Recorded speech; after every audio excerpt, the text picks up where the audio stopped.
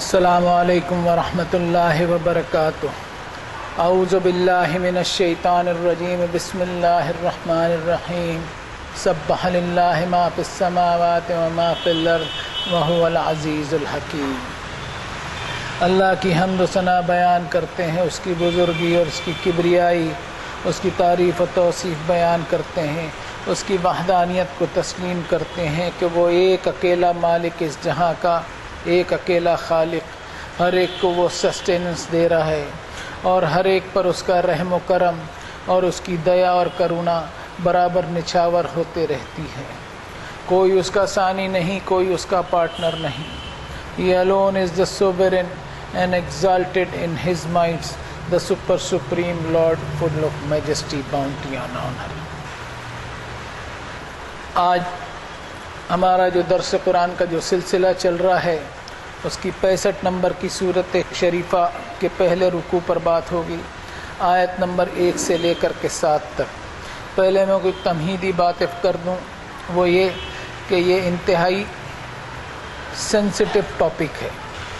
سورۃ الطلاق پہ آج ہماری بات ہو رہی ہے۔ یہ ورڈ طلاق جو ہے اس کا بہت مذاق بنایا گیا، بہت مس یوز ہوا، اس کا مس یوز ہونے کے ساتھ ساتھ ایسے اس کے ساتھ کھلواڑ کیا گیا کہ اس میں لیڈیز جو ہیں وہ بیچاری ریسیونگ اینڈ پہ رہی۔ ہم دیکھتے ہیں اس رکوع پر اور غور کرتے ہیں اور اللہ تعالیٰ کی رحم و کرم کو ہم پہچاننے کی کوشش کرتے ہیں۔ اعوذ باللہ من الشیطان الرجیم، بسم اللہ الرحمن الرحیم۔ یا ایھا النبی اذا طلقتم النساء فطلقوہن لعدتہن واحصوا العدہ واتقوا اللہ ربکم لا تخرجوہن من بیوتہن ولا یخرجن الا ان یأتین بفاحشۃ مبینہ وتلک حدود اللہ ومن یتعد حدود اللہ فقد ظلم نفسہ لا تدری لعل اللہ یحدث بعد ذلک امرا۔ 65 نمبر کی صورت شریفہ کی میں نے پہلی آیت پڑھی، سورۃ طلاق ہے یہ۔ اس کا ترجمہ ایسا ہوگا، اے نبی صلی اللہ علیہ وسلم، مومنوں سے کہہ دیجئے جب طلاق دینے کی نوبت آئے تمہیں اپنی بیویوں کو تو طلاق دو انہیں ان کی عدت کی گنتی کے مطابق اور شمار رکھو گنتی کا، اور اللہ کا لحاظ کرو جو تمہارا پالنہار ہے۔ نہ تم نکالو بیویوں کو ان کے گھروں سے اور نہ وہ خود نکلیں مگر کہ وہ مرتکب ہوں کھلی بے حیائی کی، اور یہ حدیں ہیں اللہ کی، اور جو کوئی آگے بڑھے اللہ کی حدود سے تو یقیناً اس نے نقصان کیا اپنے آپ کا ہی۔ آپ کو نہیں پتہ کہ شاید اللہ پیدا کر دے اس کے بعد کوئی اور صورتحال۔ یہ میں نے پہلی آیت کا ترجمہ کیا، اب اس کی گہرائی میں ہم جانے کی کوشش کرتے ہیں اور معلوم کرنے کی کوشش کرتے ہیں کہ اللہ تعالیٰ نے اپنی آیتوں میں اتنے سینسٹیو ٹاپک کے تعلق سے کیا فرمایا۔ ازدواجی زندگی جو ہوتی ہے یعنی میریٹل لائف، شادی شدہ زندگی، وہ دو انسانوں کے درمیان ایک نازک قولی رشتے سے جڑی ہوتی ہے۔ طلاق کو سمجھنے سے پہلے یہ بہت ضروری ہوتا ہے کہ ہم نکاح کو سمجھ لیں۔ نکاح جب سمجھ میں آئے گا تو پتہ چلے گا کہ طلاق پر اللہ تعالیٰ نے اتنی شرطیں کیوں لگائی ہے، اتنی سختی کیوں کی ہے۔ نکاح کا رشتہ جو ہوتا ہے وہ انسان اپنی زبان سے طے کرتا ہے۔ ایک انسان کے پیدا ہوتے ہی اس کے رشتے بن جاتے ہیں، پھر اپنی پیدائش اور بچپن کے دور سے گزرنے کے بعد انسان اپنی میچورٹی پر آتا ہے اور اپنی زبان سے ایک اور رشتہ قائم کرتا ہے، اور وہ ہوتا ہے سسرالی رشتہ۔ اور یہ رشتہ انسان خود اپنی زبان سے طے کرتا ہے، جس کے ذریعے سگائیاں اور شادیاں طے ہوتی ہیں۔ میں اس آیت کو کوٹ کروں گا جو نکاح کے خطبے میں اکثر پڑھی جاتی ہے کہ وَاتَّقُوا اللَّهَ الَّذِي تَسَاءَلُونَ بِهِ وَالْأَرْحَامَ إِنَّ اللَّهَ كَانَ عَلَيْكُمْ رَقِيبًا، کہ اپنے مالک کا، اپنے رب کا لحاظ کرو جس کے تم سوالی ہو، اپنی ہر ضرورتوں کے اور رشتہ داریوں کا بھی لحاظ کرتے ہوئے جیون گزارو۔ اب انسان نکاح کرتا ہے اور ایک نئے رشتے کی شروعات کرتا ہے۔ یہ رشتہ اس کی زبان سے طے ہوتا ہے، جس میں اللہ تعالیٰ نے فرمایا الرجال قوامون علی النساء، یعنی men shall take full care of their wives، یعنی شوہر اپنی بیویوں کا مکمل خیال رکھیں۔ یعنی ایک مرد نے اپنی زبان سے جو رشتہ قائم کیا ہے تو خود اس پر ایک قسم کی ذمہ داری بنتی ہے، اس لیے کہ بما فضل اللہ بعضهم علی بعض وبما انفقوا من اموالہم، اللہ نے جو درجہ دیا ہے مردوں کو تو اس کو اللہ کا انعام نہ سمجھ لے، بلکہ ایک ذمہ داری کے طور پر سمجھے کہ اللہ نے ایک درجہ دیا ہے، اور یہ سوچے کہ جتنا بڑا مقام اور جتنا بڑا درجہ اللہ تعالیٰ نے دیا اتنی زیادہ حساب کی ذمہ داری ہے۔ اور اس سنسار کا مالک جو انسان کو ہر پل دیکھ رہا ہے، اس کی پل پل کی زندگی کا حساب لینے والا ہے، ویسے ہی انسان کی زبان کا بھی حساب لے گا، جس کے بارے میں اس نے اپنی کتاب میں فرمایا وَأَوْفُوا بِالْعَهْدِ إِنَّ الْعَهْدَ كَانَ مَسْئُولًا، کہ زبان سے کیے گئے اپنے وعدوں کی پاسداری کیا کرو، اپنے کمٹمنٹس کو پورا کیا کرو، یاد رکھنا تمہارے پرومسز اور تمہارے وعدوں کا بھی تم سے حساب لیا جائے گا۔ اب زبان سے کیے گئے اس نکاح کے رشتے میں جب دراڑ پڑنے کی نوبت آ جائے تو ایسی صورتحال کو کس طرح ہینڈل کیا جائے، اس کا پورا طریقہ قرآن مجید میں الگ الگ جگہوں پر بیان کیا گیا ہے۔ سب سے پہلے تو ہم اس بات پر غور کریں کہ یہ سورۃ الطلاق بسم اللہ الرحمن الرحیم سے شروع ہوتی ہے، یعنی اللہ الرحمن الرحیم کے نام سے اس سورۃ شریفہ کا آغاز ہو رہا ہے، یعنی اس میں کوئی ایسی بات نہیں ہوگی جو رحم و کرم کے خلاف ہو۔ یہ جو 3 طلاق کا فتنہ ہے اس نے سماج میں ایک ہیوک اور ایک تباہی مچائی ہے۔ پورے قرآن مجید میں آپ دیکھ لیں کہ 3 طلاق ایک ہی بیٹھک میں کہیں نہیں ہے سوائے اس آیت کے، اور اس میں بھی ایک کنڈیشن ہے، وہ ہے الا ان یاتین بفاحشۃ مبینہ۔ ایسی 3 طلاق ان ون گو، یعنی 3 ڈائیورسز ان ون گو صرف اس صورتحال میں ہی ہو سکے گی کہ کوئی کھلی فحاشی والا معاملہ بنا ہو جس میں خاندان کی عزت آبرو اور غیرت پر آنچ آ گئی ہو۔ ایک بات اور کہہ دوں کہ قرآن مجید جو ہے وہ سوشل پرابلمز کو ڈیل کرنے کے لیے اس میں معروف لفظ کا استعمال کیا گیا ہے، جس کا سینس میں ایسا لے رہا ہوں کہ کوئی بھی معاملہ ہو وہ گریسفلی سالو کیا جائے، احسن طریقے سے حل کیا جائے اور سندرتا سے حل کیا جائے۔ اب اس آیت پر غور کریں کہ فرمایا جا رہا ہے فَطَلِّقُوهُنَّ لِعِدَّتِهِنَّ، طلاق جو ہے وہ پرسکرائبڈ ٹائم اور نردھارت سمے کے حساب سے ہونی چاہیے کہ اس کی عدت کی بھی گنتی ہو۔ ایسا بالکل نہ ہو کہ طلاق نام کی ایک بندوق ہمارے ہاتھوں میں ہو اور اس میں ایک ساتھ ہم نے طلاق طلاق طلاق بول کے 3 فائر کر دیے، ایسا بالکل نہ ہو۔ اس لیے کہ اس آیت میں یہ بھی الفاظ ہیں کہ وَاتَّقُوا اللَّهَ رَبَّكُمْ لَا تُخْرِجُوهُنَّ مِن بُيُوتِهِنَّ وَلَا يَخْرُجْنَ، اللہ کا لحاظ کرو، اپنی بیویوں کو ان کے گھر سے نکالنا نہیں، اس لیے کہ گھر بیویوں کا ہے، اور ساتھ ہی ساتھ عورتوں سے بھی کہہ دیا کہ اپنے گھروں سے نکلنا نہیں، یعنی گھروں پر ڈٹی رہنا۔ والد صاحب کہا کرتے تھے کہ گھر گھر والیوں کا ہوتا ہے، اور اس پر وہ سورۃ الاحزاب کی آیت کا حصہ کوٹ کرتے تھے وَقَرْنَ فِي بُيُوتِكُنَّ، stay there in your homes, یعنی اپنے گھروں کو پکڑی رہو۔ اس سے صاف مطلب نکلتا ہے کہ گھر گھر والیوں کا ہوتا ہے، اور آیت میں بھی یہ الفاظ آئے ہیں وَتِلْكَ حُدُودُ اللَّهِ وَمَن يَتَعَدَّ حُدُودَ اللَّهِ فَقَدْ ظَلَمَ نَفْسَهُ، اللہ نے حدود اور سیمائیں جو بتا دی ہیں ان سیماؤں کو پھلانگنا نہیں۔ ایسا اگر کرو گے تو دنیا میں اور آخرت میں دونوں ہی جگہ اپنے نقصان کے تم خود ہی ذمہ دار بنو گے، اور اللہ کی بتائی ہوئی جو باؤنڈریز ہے اس کے پابند رہنا ہے تو تمہیں لا تدری لعل اللہ یحدث بعد ذلک امرا، تو اللہ تعالیٰ کوئی ایسی راہ نکال دے گا جس سے سارے پرابلمز دور ہو جائیں گے۔ اب اگلی 2 آیتیں ایک ساتھ لیتے ہیں، یہ ٹاپک بڑا سینسٹیو ٹاپک ہے، اس لیے میں ایک 2 آیتوں پر اس پہ بات کر رہا ہوں۔ فَإِذَا بَلَغْنَ أَجَلَهُنَّ فَأَمْسِكُوهُنَّ بِمَعْرُوفٍ أَوْ فَارِقُوهُنَّ بِمَعْرُوفٍ وَأَشْهِدُوا ذَوَيْ عَدْلٍ مِّنكُمْ وَأَقِيمُوا الشَّهَادَةَ لِلَّهِ ذَلِكُمْ يُوعَظُ بِهِ مَنْ كَانَ يُؤْمِنُ بِاللَّهِ وَالْيَوْمِ الْآخِرِ وَمَنْ يَتَّقِ اللَّهَ يَجْعَلْ لَهُ مَخْرَجًا وَيَرْزُقْهُ مِنْ حَيْثُ لَا يَحْتَسِبُ وَمَنْ يَتَوَكَّلْ عَلَى اللَّهِ فَهُوَ حَسْبُهُ إِنَّ اللَّهَ بَالِغُ أَمْرِهِ قَدْ جَعَلَ اللَّهُ لِكُلِّ شَيْءٍ قَدْرًا۔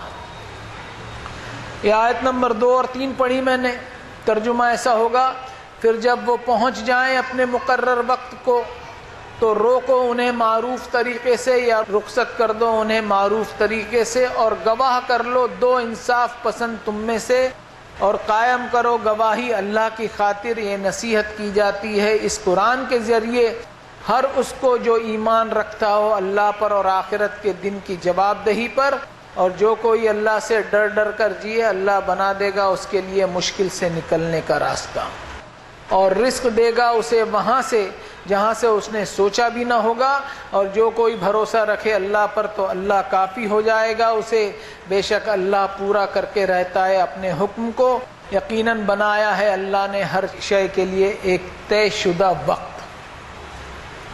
یہ میں نے آیت نمبر 2 اور 3 پڑھی اور ترجمہ بھی کیا۔ اس کو سمجھیں ہم کہ طلاق سے پہلے کچھ اہم اور ضروری سٹیجز ہوتے ہیں اور شرطیں بھی ہوتی ہیں، لیکن انتہائی افسوس کی بات ہے کہ ان کا تذکرہ سماج میں سرے سے ملتا ہی نہیں۔ ان آیتوں میں اللہ نے فرمایا کہ جب طلاق کی عدت پوری ہو جائے تو پھر روک لو ان کو گریسفلی اور احسن طریقے سے، اور اگر رخصت کرنے کی نوبت آ جائے تو یہ کام بھی گریسفلی اور احسن طریقے سے ہونا چاہیے، اور اس سارے معاملے میں 2 گواہوں کو مقرر کیا جائے، اور وہ گواہ بھی ایسے بنا لو جو سماج کے انصاف پسند لوگوں میں ہوں۔ اب اس سے ایک سبق یہ بھی نکلتا ہے کہ سماج میں انصاف پسند لوگ ہونے ضروری ہیں۔ وَلْتَكُن مِّنكُمْ أُمَّةٌ يَدْعُونَ إِلَى الْخَيْرِ وَيَأْمُرُونَ بِالْمَعْرُوفِ وَيَنْهَوْنَ عَنِ الْمُنكَرِ وَأُولَٰئِكَ هُمُ الْمُفْلِحُونَ، یعنی ایسے لوگ سماج میں ضرور ہوں جو قرآن مجید کی آیتوں کے اندر رہتے ہوئے انصاف والا معاملہ کریں، یعنی تمہارا ایمانی سماج ایسا ہو کہ ان میں ایسے انصاف پسند لوگ موجود ہوں جو سوسائٹی کے معاملات کو بگڑنے نہ دے، سوشل فیبرک کو ہرٹ نہ ہونے دے۔ اب یہاں ایک بات اور کہہ دوں کہ اگر طہارت اور پاکیزگی نہیں رہی، وضو نہیں رہی ہماری، تو نماز نہیں ہوگی، یہ سب ہم جانتے ہیں، اس لیے کہ پاکیزگی اور وضو نماز پڑھنے کے پہلے کی شرط ہے۔ تو کیا ہمارا یہ سماج یہ بات سمجھنے کے لیے تیار ہے کہ طلاق سے پہلے کی جو شرطیں اور پری کنڈیشنز ہیں ان کو پورا کیے بغیر طلاق ہو جائے گی؟ یہ ہے اللہ کی رحمت کہ طلاق کے معاملے میں کنڈیشنز لگا دی کہ انسان غصے اور جذبات میں آتے ہوئے اپنا آپا نہ کھوئے بلکہ اللہ کی بتائی ہوئی حدوں کی پاسداری کرے۔ اور آگے یہ بھی الفاظ ہے ذالکم یوعظ بہ، یعنی اس قرآن سے واعظ کیا جاتا ہے، مطلب میرا اور آپ کا کوئی واعظ نہیں چلنے والا، واعظ و نصیحت اللہ ہی کی کتاب سے ہو۔ من کان یؤمن باللہ والیوم الآخر، یہ واعظ و نصیحت اسی انسان کو قابل قبول ہوگی جس کا اللہ پر ایمان ہو اور آخرت کے دن کے حساب کی جوابداری کا اس کو احساس ہو۔ مطلب یہ ہوا کہ ایمان کے دعوے ہمارے کھوکھلے ثابت ہوں گے اگر ہم اللہ کی کتاب سے نصیحت حاصل نہ کریں اور اس پر عمل نہ کریں۔ اور آگے فرمایا وَمَن يَتَّقِ اللَّهَ يَجْعَل لَّهُ مَخْرَجًا وَيَرْزُقْهُ مِنْ حَيْثُ لَا يَحْتَسِبُ، یہ تقویٰ ہی ہے جس کو انسان اگر مینٹین کرے اپنے جیون میں تو اللہ اس کے لیے ہر معاملے میں ایک ایسا ایگزٹ پوائنٹ اور ایک ایسی راہ نکال دے گا جس سے سارے اس کے مسائل حل ہوتے چلے جائیں گے۔ اب یہ تقویٰ کیا ہے اس کو بھی پہچاننا ضروری ہے، اور اسی کتاب میں ہم تلاش کریں گے کہ تقویٰ کیا ہے تو ہمیں پتہ چلے گا والذین اتقوا فوقہم یوم القیامہ، قیامت کے حساب کو انسان اپنے سر کے اوپر ایک بوجھ سمجھتے ہوئے جیون گزارے کہ اس بوجھ کو اتارنے کے لیے مجھے اللہ کی بتائی ہوئی حدوں کے اندر رہتے ہوئے زندگی جینا ہے۔ یہ ہے تقوی کی ایک پریبھاشا۔ تقوی کوئی آؤٹر ڈیکوریشن کا نام نہیں ہے. اور اس تقوی کے ساتھ ساتھ انسان کا ایمان ایسا ہو، حسبی اللہ لا الہ الا ہو علیہ توکلت وہو رب العرش العظیم، کہ اللہ جو عرش عظیم کا مالک ہے اسی پر بھروسہ ایسا ہو کہ انسان اپنے ذہن میں اس بات کو پیوست کر لے کہ اللہ ہی اسے کافی ہے، اور اس کا فیصلہ اس کے طے شدہ وقت پر پورا ہو کر کے ہی رہتا ہے. اب اگلی آیتیں لیتے ہیں 4 اور 5 نمبر کی. واللائی یئسن من المحیض من نسائکم ان ارتبتم فعدتہن 3 اشہر واللائی لم یحضن وأولاۃ الأحمال اجلہن ان یضعن حملہن ومن یتق اللہ یجعل لہ من امرہ یسرا ذالک امر اللہ انزلہ الیکم ومن یتق اللہ یکفر عنہ سیئاتہ ویعظم لہ اجرا. یہ 2 آیتیں پڑھی میں نے.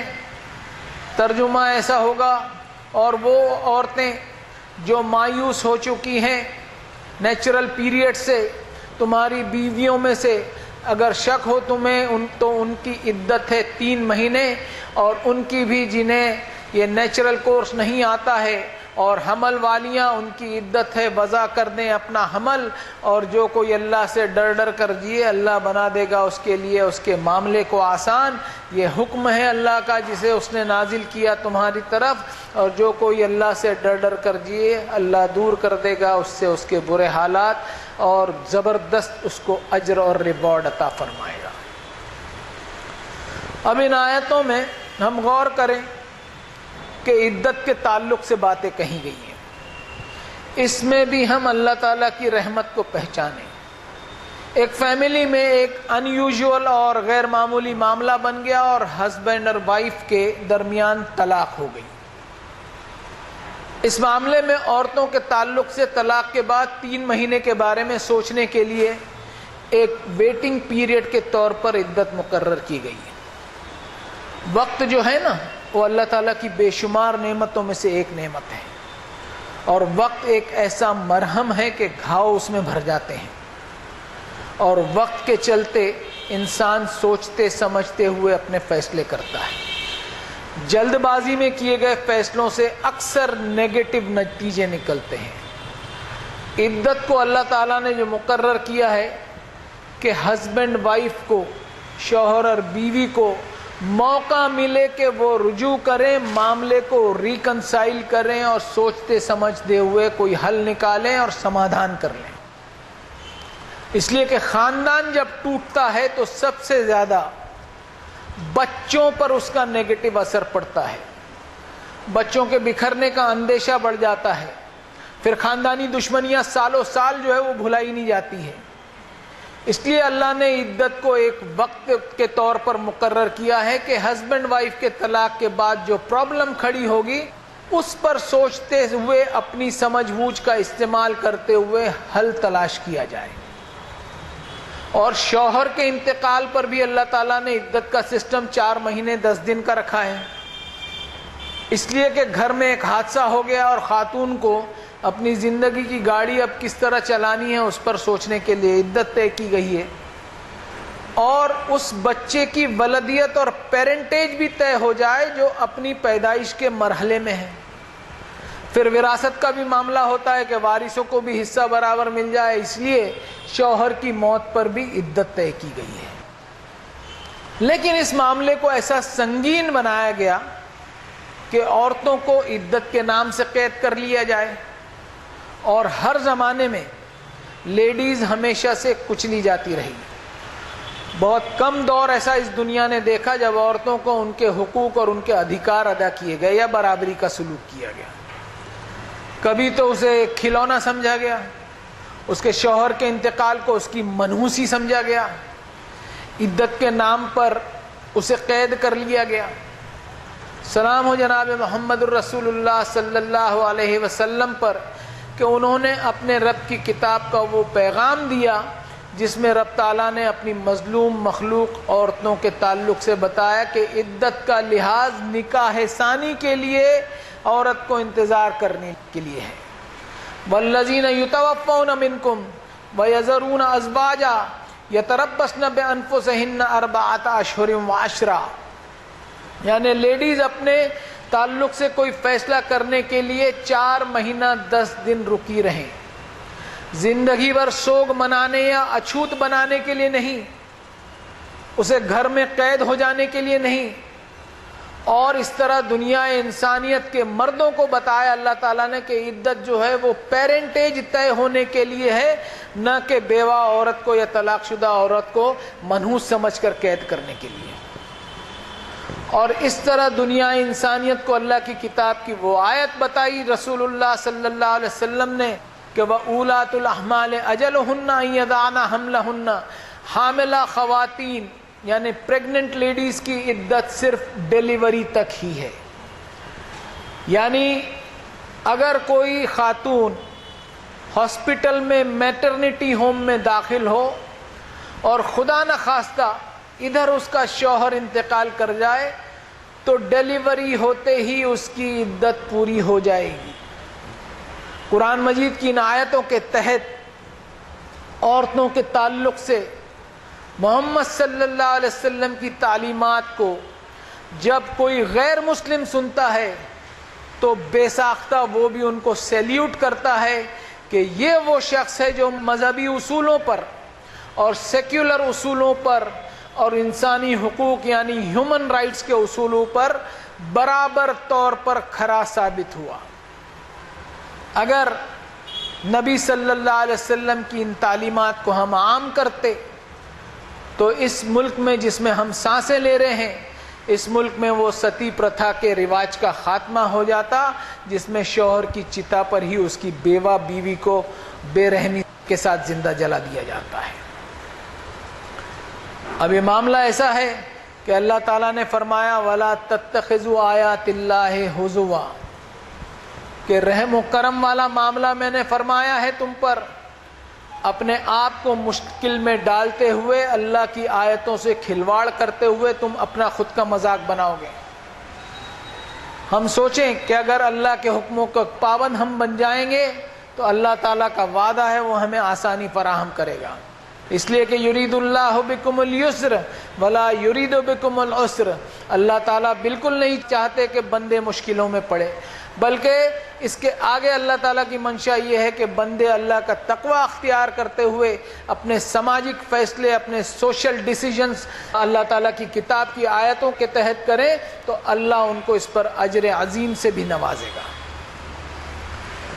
اب اگلی آیتیں لیتے ہیں جو آج کے سبق کی آخری آیتیں ہیں۔ اسکنوہن من حیث سکنتم من وجدکم ولا تضاروہن لتضیقوا علیہن وَإِن كُنَّ أُولَاتِ حَمْلٍ فَأَنفِقُوا عَلَيْهِنَّ حَتَّى يَضَعْنَ حَمْلَهُنَّ فَإِنْ أَرْضَعْنَ لَكُمْ فَآتُوهُنَّ أُجُورَهُنَّ وَأْتَمِرُوا بَيْنَكُمْ بِمَعْرُوفٍ وَإِن تَعَاسَرْتُمْ فَسَتُرْضِعُ لَهُ أُخْرَى لِيُنْفِقْ ذُو سَعَةٍ مِّن سَعَتِهِ وَمَنْ قُدِرَ عَلَيْهِ رِزْقُهُ فَلْيُنْفِقْ مِمَّا آتَاهُ اللَّهُ لَا يُكَلِّفُ اللَّهُ نَفْسًا إِلَّا مَا آتَاهَا سَيَجْعَلُ اللَّهُ بَعْدَ عُسْرٍ يُسْرًا۔ یہ آیت نمبر 6 اور 7 میں نے پڑھی جو آج کے سبق کی آخری آیتیں ہیں۔ ترجمہ ایسا ہوگا، رہائش دو انہیں ویسی ہی جیسے تم رہتے ہو اپنی حیثیت کے مطابق، اور نہ ستاؤ انہیں کہ تم پریشانیاں پیدا کرو ان کے لیے، اور اگر وہ ہوں حمل والیاں تو خرچ کرو ان پر اس وقت تک کہ وہ وضع کر دیں اپنے حمل، پھر اگر وہ بچے کی رضاعت کرتی ہیں تمہارے لیے تو دو انہیں ان کے حقوق اور مشورے سے طے کرو معاملے کو اپنے درمیان معروف طور سے، اور اگر تم پریشانی محسوس کرو تو رضاعت کراؤ اس بچے کی دوسرے سورسز سے۔ چاہیے کہ خرچ کرے کیپیسٹی والا اپنی کیپیسٹی کے مطابق، اور جسے نپا تلا دیا ہے، لمیٹڈ دیا گیا ہے اس کا رزق، تو چاہیے کہ وہ خرچ کرے اس میں سے جو دیا اسے اللہ نے۔ نہیں پابند بناتا اللہ کسی کو مگر اتنا ہی جو اللہ نے اسے دیا، ضرور بنائے گا اللہ مشکل کے بعد آسانی۔ یہ آخری 2 آیتوں کا میں نے ترجمہ کیا۔ اب یہ ہے اللہ تعالیٰ کی رحمت اور اس کا انصاف کہ طلاق ہونے سے پہلے بھی کئی شرطیں لگائی، اور طلاق ہونے کے بعد بھی شرطیں ہیں جن کی پابندی ہونی چاہیے اگر ہم اپنے آپ کو ایمان والا سمجھتے ہیں. یعنی اگر طلاق کے معاملوں میں ہم نے قرآنی تعلیمات پر عمل نہیں کیا تو جو ایمانی مکھوٹا ہم پہنے ہوئے ہیں نا وہ صرف مکھوٹا ہی ثابت ہوگا، دکھاوے کا، جس کے پیچھے ایمان کی کوئی ویلیو نہیں. طلاق شدہ خاتون کی رہائش کا، رہنے بسنے کا انتظام ہونا ہی چاہیے، کوئی ان کو پریشانی نہیں ہونی چاہیے، اور رہائش بھی ایسی کہ اپنی حیثیت کے مطابق ہو، اپنی کیپیسٹی کے مطابق ہو. یعنی جیسا شوہر خود کے لیے انتظام کرتا ہے ویسا ہی انتظام وہ اپنی طلاق شدہ کے لیے کرے.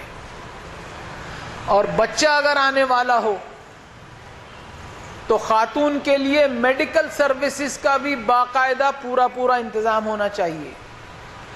اور اتنا ہی نہیں، بچہ آنے کے بعد بھی اس کی نرسنگ کا، اس کی کیئر ٹیکنگ کا پورا انتظام شوہر پر ہے. اور بچے کی خدمت اور کیئر ٹیکنگ کے لیے خاتون کو مناسب اجرت اور محنتانہ بھی دیا جائے. اتنی ساری شرطیں ہیں، اور یہ سارے معاملے گریسفلی اور سندرتا کے ساتھ ہو، نہ کہ جھگڑے جھنجٹ پر ہو. اور آیت میں الفاظ ہیں وَأْتَمِرُوا بَيْنَكُمْ بِمَعْرُوفٍ، یعنی جو بھی معاملہ طے ہو اس میں سوشل نارمز کو طاق پر نہ رکھا جائے، معروف اور بھلے طریقے سے یہ سارے کام انجام ہوں، گریسفلی اینڈ پیسفلی سارے معاملات انجام پر پہنچے. لیکن افسوس کی بات ہے کہ طلاق کی صورت میں عزت گزارنے کے لیے مکان اور ان ساری سہولتوں کی فراہمی کا کوئی تذکرہ سماج میں نہیں پایا جاتا، بلکہ قرآن شریف کے واضح احکامات کو بڑی چالاکی سے بھلا دیا جاتا ہے.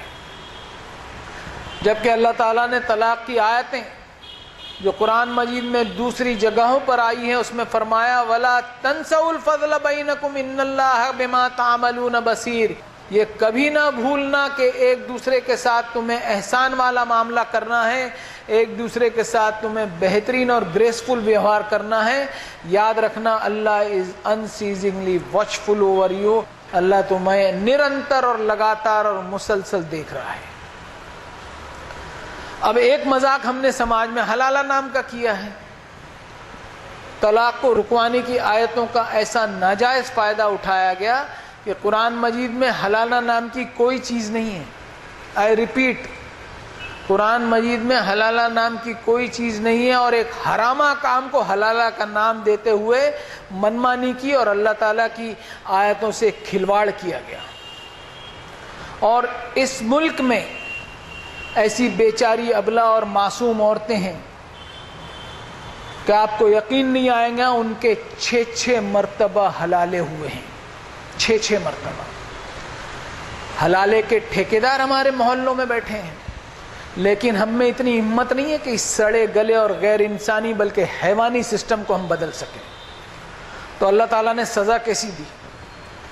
اللہ تعالیٰ نے سزا ایسی دی کہ شریعت کے نام پر غیر انسانی قانون کے اوپر حکومت وقت نے ایک اور غیر انسانی قانون کو لاد دیا، اور ایک ایسا رعب اور دبدبہ قائم ہو گیا کہ ہمیں حکومت کے غیر انسانی قانون کو روکنے کے لیے بیچاری ابلا معصوم عورتوں کا ہی سہارا لینا پڑا تھا.